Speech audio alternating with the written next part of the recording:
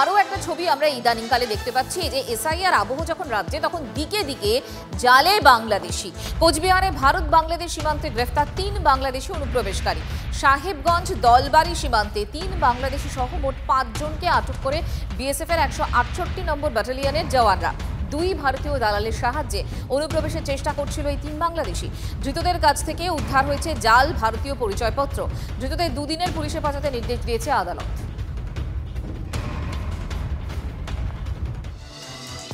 শুধুমাত্র বাংলাদেশি গ্রেফতার তেমনটা কিন্তু নয়, একের পর এক বাংলাদেশি ডেরারও হদিশ মিলছে। আর টিভি9 বাংলায় সেই জায়গাগুলোতে পৌঁছে যাচ্ছে। এবার বাংলাদেশিদের খোঁজ মিলল নিউ টাউনের উদয়ন পল্লীতে। এর আগে আমরা পূর্বপাড়া ঘুনি বস্তির কথা দেখিয়েছিলাম। টিভি9 বাংলার এক্সক্লুসিভ রিপোর্ট। পূর্বপাড়া ঘুনি আটঘরার পর এবার উদয়ন পল্লীতে বাংলাদেশি ঘাঁটি। এসআইআর শুরু হতেই বাড়ি বিক্রি করে উধাও বহু অনুপ্রবেশকারী। ঘাপটি মেরে রয়েছে আরও বাংলাদেশি, এলাকার মানুষজনই দাবি করছেন। টিভি9 বাংলার গোপন ক্যামেরায় স্বীকারোক্তি এলাকার মানুষজনের, দেখুন।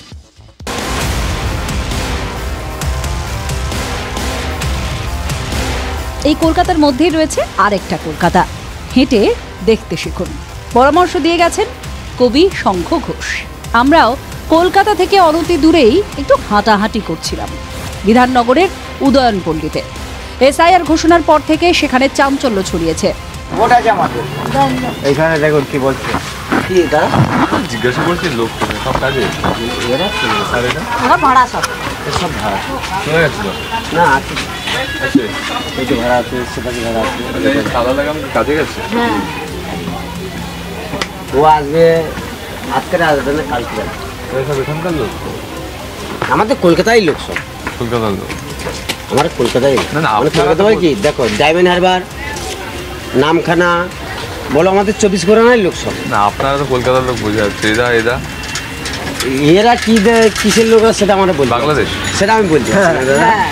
ইটের কাঁচা দেওয়াল তুলে টিনের ছাউনি দেওয়া ঘর, সেগুলোতে তালা। ছিলেন কারা, গেলেন কোথায়?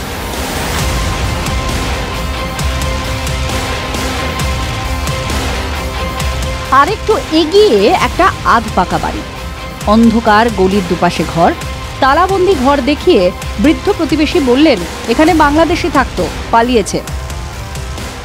তখন কিন্তু তারা এখানে তাদের যে অস্থায়ী ভিটে ছিল সেটা তো ছেড়ে পালিয়ে গেছেন। অনেকে না এখানে স্থায়ী ভিটে কিনে ফেলেছিলেন, সেই স্থায়ী ভিটেও বিক্রি করে পালিয়ে গেছেন। দেখো এই যে এই বাড়িটা, এখানে তালা ঝুলছে, এইটা বাংলাদেশি নাগরিকরা এখানে এই বাড়ি কিনে বসবাস করছিলেন, কিন্তু তারা এখন এই এসআইআর আবহে এই বাড়ি বিক্রি করে দিয়ে পালিয়ে গেছেন, সেটা এলাকাবাসীরা বলছেন।